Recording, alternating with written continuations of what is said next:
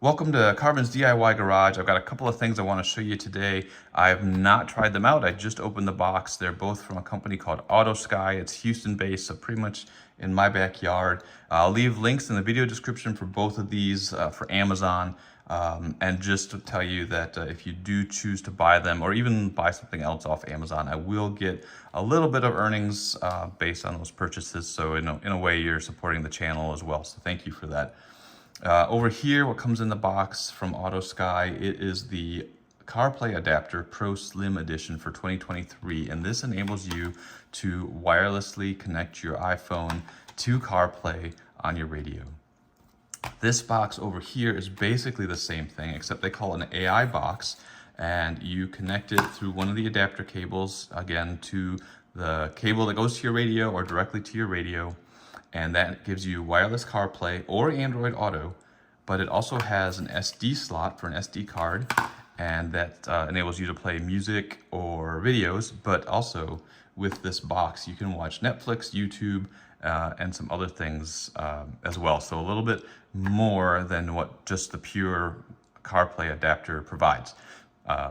We're gonna go look at it in my Jeep because I do not have a factory radio that provides CarPlay. I have an aftermarket radio, and we're gonna go see if these will work and how well they work.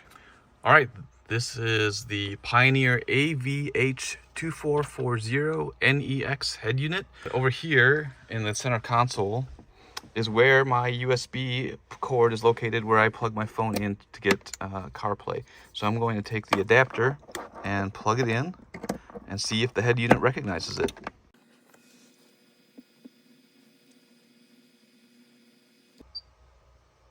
And you saw it took a little bit to boot up, but it is connected. And so let's get off of that. It wants me to now connect over Bluetooth to CarPlay box 7E05. So let's go do that.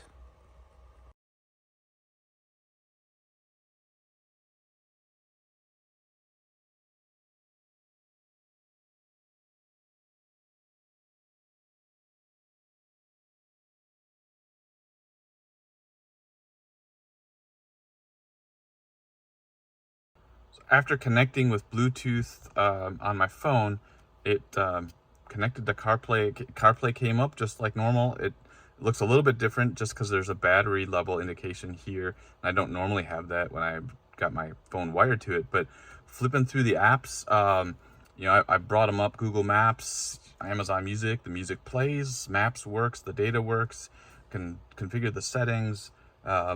Everything works just like usual.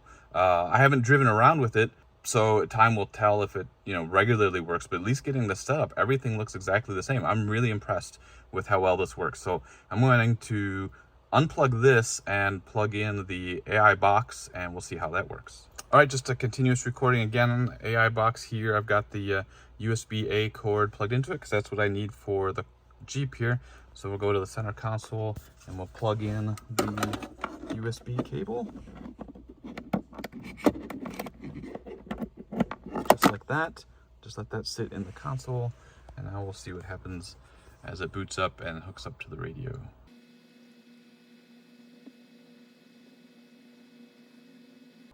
And there we go.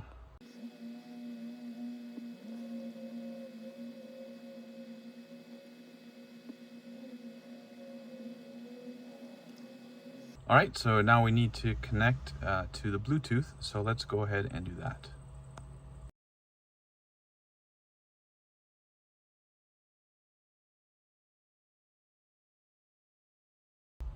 And again, we have CarPlay. It took about a second to work through connecting, and now it's got CarPlay just like it was shown before. And yeah. I'm not exactly sure how you get to the AI box part. Oh, I guess car is probably what we need to click on. Ah, there we go. And so this gives you Netflix, YouTube, that's the music, file browser, Android Auto, CarPlay. Let's see. CarPlay, it just takes you back here. Yep. Back also takes back to the home screen there on the radio. See, Netflix, So I need to connect to the internet. I guess I need to turn on the hotspot, so I need to make some connection. The instructions actually say how to do it, but I could probably go fiddle with it. Let me go get it all set up, and then I'll come back. All right, I'm back after futzing around for a little bit, and this is really a slick setup. It's really like having two separate things on one device. So this is the AI box. And what it lets you do is it's got Netflix and YouTube, as you can see, and it's got a file browser. But think of it really as an Android system where you can log into Google, set up your Google account. You can update the apps just like on an Android phone. And what you end up having to do is go to the settings, and in the network and internet page, you need to turn on the Wi-Fi. I don't know why it's off, but you essentially have to turn on your phone's hotspot so that the AI box can wirelessly connect to the network via your phone, and you'll be tethering the box to your phone. And that's how you get the internet for Netflix and YouTube and other things. So instead of, like with CarPlay and your mobile data, you can watch, well, you really can't watch CarPlay on your radio. It's not safe to do that when you're driving anyway, but you can watch it on your phone if you really wanted to. Well, this allows you to watch it on your head unit. Again, do it safely, not while you're driving, but you need to tether it, and it's like an Android system where you turn it on, and then it searches for the networks, and you put in your password and all that sort of stuff. So think of it like an Android system. And then you can, your Bluetooth connection is for the CarPlay, and you can see right there it's trying to connect with the Bluetooth on my phone to bring up CarPlay, and there we go. So you can do both. It does take a little bit going back and forth, but both of them work, and it gives you a lot of capability. So I'm going to give 2 thumbs up to this adapter, the AI box, if you want basically an Android operating system on your head unit that will allow you to watch Netflix and YouTube and do other things with the Android.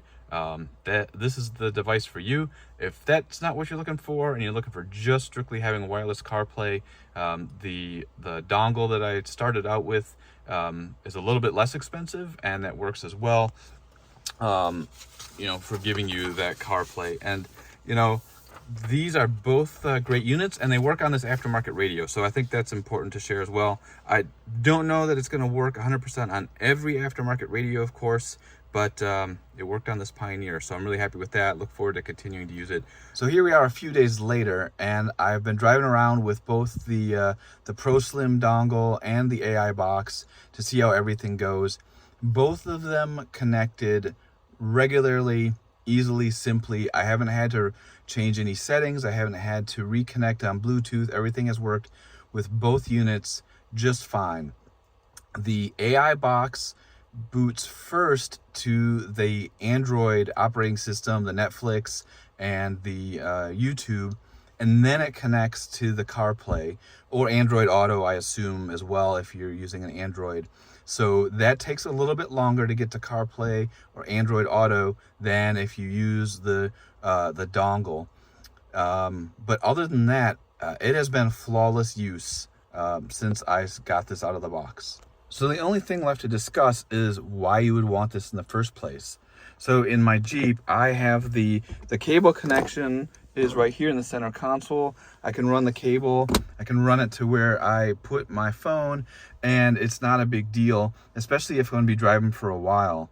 But if you're just hopping in and out, it is really convenient to have the Bluetooth and just auto connect. And yeah, you still need the cable, you still plug it in to charge it. So if you're going to do that, then it doesn't make a whole lot of sense to not just have it plugged into the center console, because of the way things are figured out and the way they're set up here in the Jeep. But let's slide over into the Dodge Grand Caravan for a second. I got it right now. It's a Uconnect head unit, doesn't have CarPlay or anything, but I want to change that in the near future. And so where am I going to have to go to plug in that cable? Well, it's over here in the glove box, way in the back. And so yeah, I'd have a cable coming out, and this is what it looks like closed. There's no place for the cord to come out. So that's gonna mean a pretty clunky looking setup.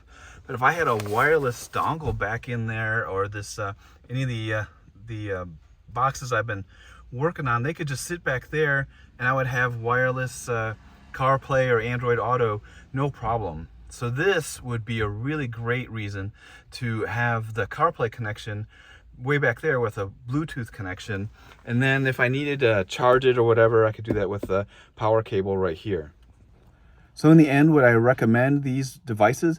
Absolutely. They have been great, and I am definitely going to continue to use them. I'm probably going to use the CarPlay dongle, the Pro Slim, just because I don't have a need for the YouTube or Netflix. But if you want something that can do Android Auto and CarPlay and play any files on an SD card and then use your hotspot to get Netflix and YouTube, it's not that much more expensive to get that AI box, and it will work for you really well. And remember, all my testing is on an aftermarket head unit that isn't necessarily meant to work for these adapters, but it worked just fine. And if you have a factory radio that works with CarPlay or Android Auto, it should work even better. So highly recommend these. Definitely going to keep using them. And if you want a link to purchase them, it's in the video description, and I think you'll be really happy with them as well. Thanks for watching, and until the next video, y'all take care, and we'll see you